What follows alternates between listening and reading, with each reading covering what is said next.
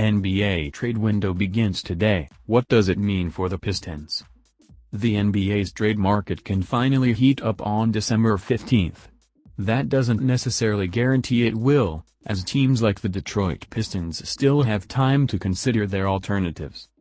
The official trade deadline is still some time away. Teams have until 3 p.m. on February 9 to formalize any arrangements to enhance or sell elements of their roster this season. Most players who sign new contracts throughout the summer are now tradable, giving several teams more options in prospective transactions. Most of last summer's free agents are included, including Jalen Brunson, Malik Monk, and P.J. Tucker, to name a few. Of course, most teams will not be looking to deal players that they signed to a substantial contract this past off-season. However, the December 15th date allows teams to create further frameworks for deals by being able to include their most recent signees. This date impacts a few members of the Pistons, while it may not be those that are included within immediate trade talks. What does December 15th mean for the Detroit Pistons? Detroit has 3 players that become eligible to be traded on December 15th. Those are the team's players who signed new contracts over the past off-season, including Kevin Knox, Marvin Bagley III, and Rodney McGruder. To note, McGruder has the right to veto any trade should he be included in a Pistons deal this season. This is because he signed a 1-year contract this past off-season, giving him bird rights. So, McGruder can officially be traded, but must consent for the deal to go through. With McGruder, Knox, and Bagley becoming trade eligible, Detroit increases its flexibility in the market more than it already has.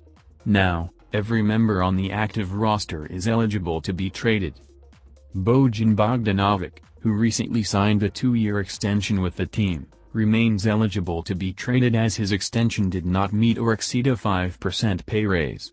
If Bogdanovic's extension included such a pay raise, he wouldn't have been trade eligible for 6 months from the date that the new deal was signed.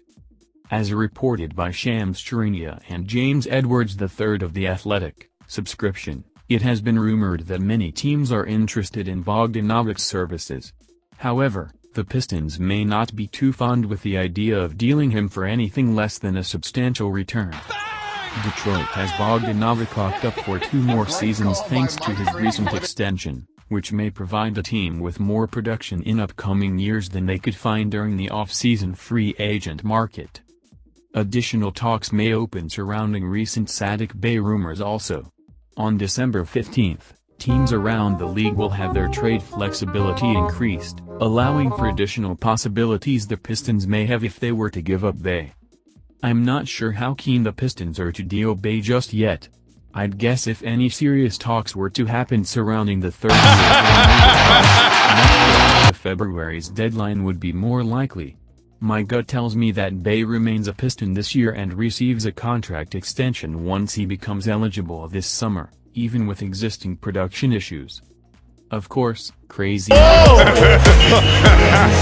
upcoming trade window is the first feeling that the possibility of Bey being moved might be real. As trade discussions around the league begin to heat up, I expect the Pistons to sit back and take time with offers that they receive for their most valuable trade chips, keeping any deals that are potentially agreed upon until we move closer toward the deadline.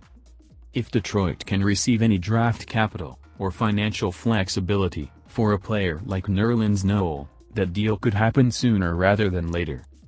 The 2022-23 season is already considered a non-competitive year for the Pistons, thanks to the season-ending injury of franchise player Cade Cunningham.